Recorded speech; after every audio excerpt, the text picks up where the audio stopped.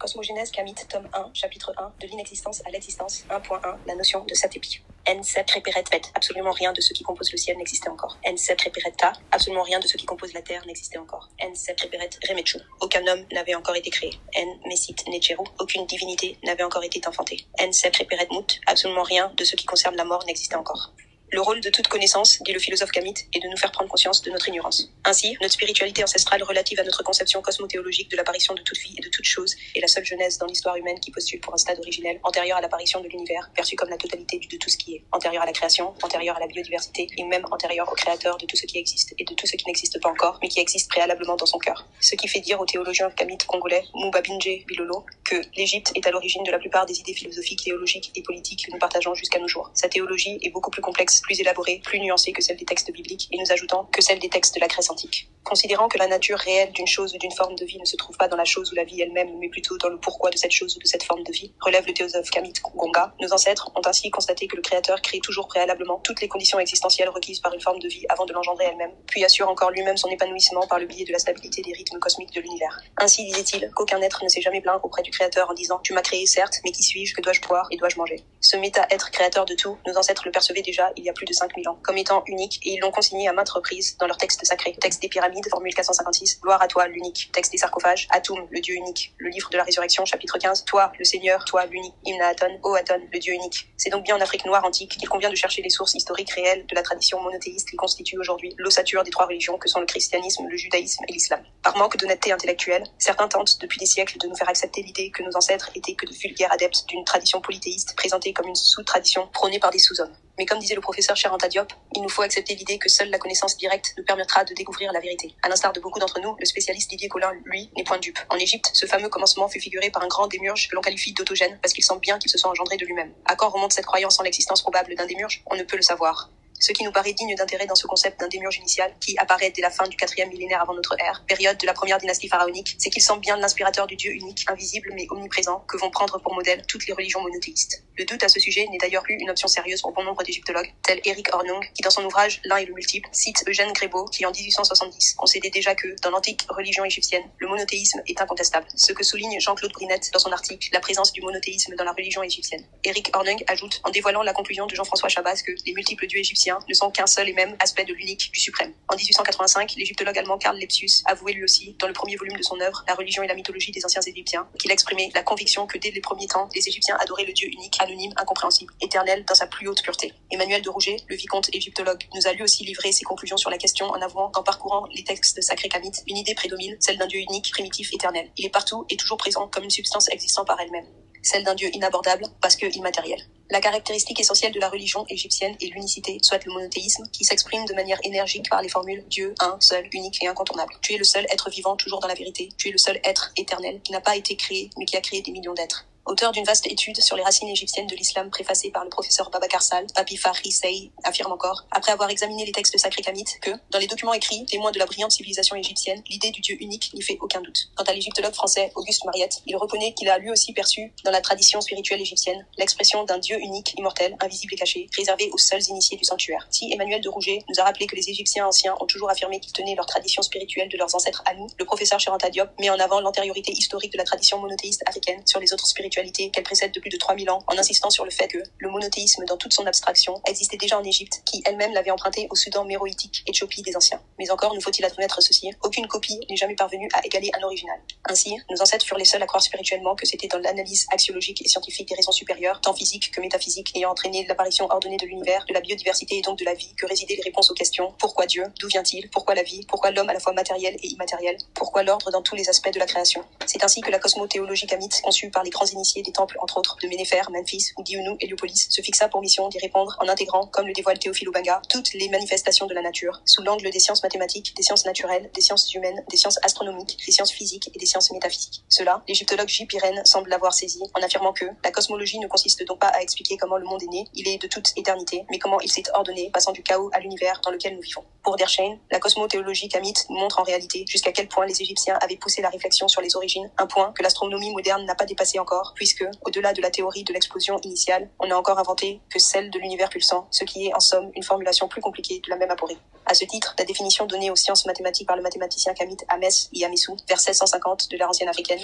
ne nous surprend même plus. Méthode correcte d'investigation dans la nature pour connaître tout ce qui existe, chaque mystère, tous les secrets. Ainsi, l'étude du macrocosme permet bien souvent de mieux saisir la réalité ontologique microcosme, car, comme le dit notre messager divin Djeuti, il est vrai sans mensonge, il est certain et véritable que ce qui est en bas est comme ce qui est en haut, et ce qui est en haut est comme ce qui est en bas, pour accomplir les miracles d'une seule chose. L'homme allie en lui l'esprit et la matière. Il fait donc partie intégrante du macrocosme par l'esprit et du microcosme par la matière. Il lui revient d'apprendre à maîtriser la matière, son corps et ses débordements, par l'esprit, sa force vitale et sa sagesse/connaissance. Car un esprit ignorant, non initié à la connaissance, entraîne inévitablement la chute de la matière, et une matière non maîtrisée par l'esprit entraîne de fait la chute de l'esprit, volonté/sagesse. Maintenant, si sur un plan purement humain, la nécessité ou le besoin de confort stimule la démarche inventive, quel besoin peut donc bien expliquer sur le plan spirituel la création de l'univers dans toute sa complexité? Pour saisir l'essence de cette quête initiatique d'une réponse supérieure à la simple question pourquoi, nos ancêtres ont donc postulé, comme le souligne le planétologue et initié camerounais M. Bok Bassong, pour l'existence d'un univers avant l'univers actuel, donc celle d'un méta-univers. Il s'agirait d'un monde avant notre monde. Mais, pour qu'il y ait un temps de notre univers, il faut qu'il y ait eu au préalable une fluctuation ayant conduit à la constitution de ce qui présentement est, ce qui suppose aussi un avant-monde. Cette idée d'une antériorité méta-étatique ayant préexisté à l'univers actuel s'exprime encore dans cet extrait. Absolument rien de ce qui compose le ciel n'existait encore, absolument rien de ce qui compose la terre n'existait encore, absolument rien de ce qui compose la matière n'existait encore, absolument rien de ce qui est du domaine du tourment n'existait encore, absolument rien de ce qui est du domaine de la crainte inspirée par l'œil des roues n'existait encore. Il s'agit là d'une démarche totalement inédite, originale et particulière qui explique à elle seule les fondements même de la pensée métaphysique africaine, à savoir que la raison de l'existence actuelle de chaque élément, ne composant qu'une partie de la totalité du tout, se trouve dans l'essence phénoménologique de l'univers. Là-dessus, le professeur Théophile Obenga avoue que selon lui, de façon inédite, l'Égypte a eu l'idée d'un univers avant l'univers actuel, un univers autre avant le démiurge lui-même et toute sa création. La pensée s'engage ici dans un lieu sans interrogation, débarrassé de nos questions familières de genèse et d'origine. Il y a comme une matière, non encore thématisée, absolue dans sa souveraineté, avant qu'elle ne soit impliquée par le démiurge dans un processus de devenir, une espèce de milieu spatial, avant le temps, avant l'espace, au-delà du temps et de l'espace, et tout le sensible s'exprimera à partir de ce milieu et dans lui, par l'engagement de l'univers tel aujourd'hui perçu, connu, exploré, exploité par l'ingéniosité humaine. Les anciens Égyptiens ont donc imaginé et pensé une origine, présence, matière, milieu spatial, encore incapable d'exprimer le réel, le sensible, antérieure à l'origine de l'univers actuel. C'est assez extraordinaire et nous sommes à l'ancienne empire, soit des 3200 de l'ère ancienne africaine. C'est ainsi qu'un méta-univers a donc existé avant l'existence du créateur lui-même et de toute sa création, Dieu ayant créé que ce qu'il a désiré. Ce supra-univers contenait cependant toutes les conditions initiales à l'apparition des éléments constitutifs de l'univers actuel, mais sous une forme informe. Le plus extraordinaire est que la loi des lois constitutives de l'univers actuel, dont la physique quantique aborde l'un des aspects, n'est pas postérieure à l'univers actuel, mais plutôt elle lui a préexisté. Dans un langage volontairement hermétique, les textes sacrés que nos ancêtres ont voulu émailler de zones d'ombre, de non-dits et de brouillage de pistes abordent avec pertinence la question de Dieu et de la création, ainsi que les rapports de Dieu à sa grande œuvre et la relation privilégiée de l'être humain à Dieu. Par cette déclaration, l'historien malien des religions Dumbi Fakoli tient à nous faire remarquer que nos textes sacrés ne narrent pas d'histoire humaine, comme le fait la Bible par exemple, mais élèvent plutôt l'intérêt spirituel de l'initié sur l'ordre cosmique ayant vaincu le désordre initial découlant du Big Bang, afin que se manifeste la nature ineffable de la présence divine dans l'univers et en l'homme. Dans l'optique d'insister sur ce temps primordial où l'existence n'avait pas encore atteint le domaine du visible, nos textes sacrés ancestraux mentionnent encore ceci, au moment où il n'existait rien de ce qui est venu après à l'existence. Ce questionnement sur l'origine phénoménologique de l'univers, perçu comme la totalité de tout ce qui est, dans le cadre initiatique amite, s'est finalement scindé en une triple axiologie philosophico-spirituelle, reposant sur les trois questions suivantes, visant à déterminer l'instant T. Premièrement, de l'existence effective du méta-univers initial. Deuxièmement, de l'existence effective de Dieu. Troisièmement, de l'existence effective de la création. Ainsi, des milliers d'années avant l'apparition des autres peuples voisins, sémites et indo-européens, nos ancêtres s'étaient déjà interrogés sur un bon nombre de sujets spirituels, physiques, mathématiques et astrophysique, faisant alors de la civilisation grecque un berceau adoptif du concept de logos kamite et celle de l'Orient, des échos déformant notre pensée spirituelle ancestrale. Ils ont ainsi questionné la création et le créateur pour savoir si le ciel et la terre avaient toujours existé, si l'univers avait toujours été là, et s'il y avait eu un commencement T du monde, qui en était à l'initiative. Enfin, qui avait créé l'homme et dans quel but? L'univers est conçu comme un système unique dont les maillons constitués en sous-unités complémentaires et hiérarchisés sont porteurs de la réalité démiurgique et répondent à la finalité du tout, c'est-à-dire de tout le système en ses parties et unités consécutives. Cela sous-entend l'idée d'une force animant la réalité unitaire et unificatrice des étangs en l'étang primordial. Constate encore Monsieur Mbog Basson.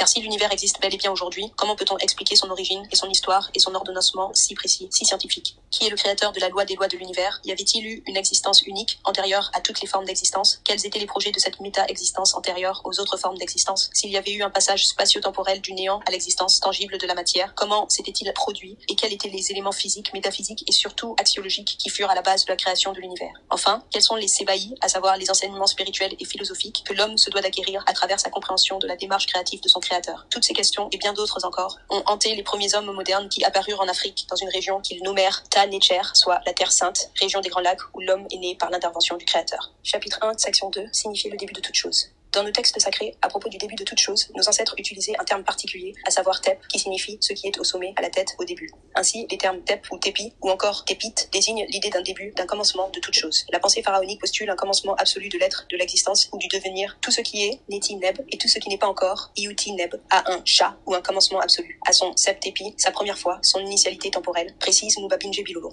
Mais qu'est-ce qui peut bien être au début de la réalisation de quelque chose? En y réfléchissant, on constate que le premier stade de la création d'une chose est la réalisation de son plan, donc d'un projet de création, construction, réalisation. Par exemple, avant de construire un temple divin, l'architecte Kamit réalisait tout d'abord un plan et même une maquette en modèle réduit. À cela, il ajoutait une analyse cosmotellurique du lieu, suivie d'une étude de la nature du sol, des matériaux, des hommes et outils nécessaires à sa construction. Enfin, il faisait réaliser une étude astronomique pour l'éclairage solaire, etc. Donc, Tepi, dans notre cosmothéologie, signifie le moment initial de l'élaboration du projet d'enfantement de l'univers. Pour exprimer ce point de départ originel, nos ancêtres utilisaient les expressions suivantes. La première fois, le commencement, le temps primordial, initial. L'expression Pautta se traduit littéralement par au tout début du commencement du monde, soit la jeunesse du monde. Pat désignant la période temporelle appelée l'Antiquité. Les expressions Pat Tepit ou Paut Tepit évoquent l'idée d'un temps fondateur, d'un instant T, d'un moment initial qui rend alors possible le calcul du temps écoulé. Jer Paut Tepi, soit depuis le temps initial.